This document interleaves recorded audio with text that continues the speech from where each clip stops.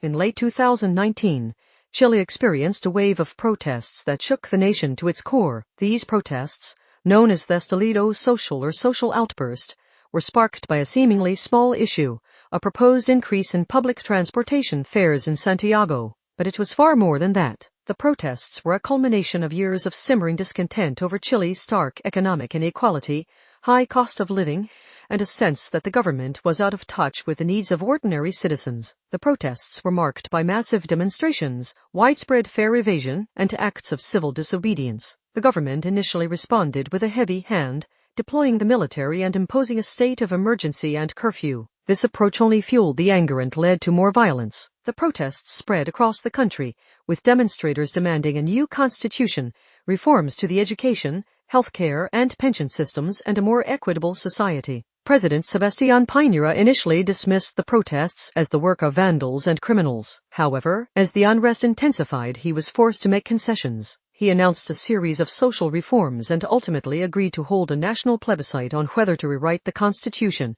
which was ultimately approved in 2020. The Chilean protests were a watershed moment for the country. They forced the government to confront the deep-seated problems of inequality and social injustice that had been ignored for too long. While the protests were marked by violence, they also represented a powerful demand for change and a more just and equitable society. The events that unfolded in Chile in late 2019 and early 2020 offer a valuable lesson about the importance of addressing social inequality and the power of citizens to demand change. Chile's experience serves as a warning to other countries that fail to address the concerns of their citizens. It also highlights the need for governments to be responsive to the needs of all members of society, not just the elite. The protests brought to light the deep divisions within Chilean society and sparked a national debate about the country's future. The Chilean protests were a complex and multifaceted event, with no easy answers. However, they highlighted the importance of social justice, economic equality, and democratic participation in shaping a more just and prosperous society.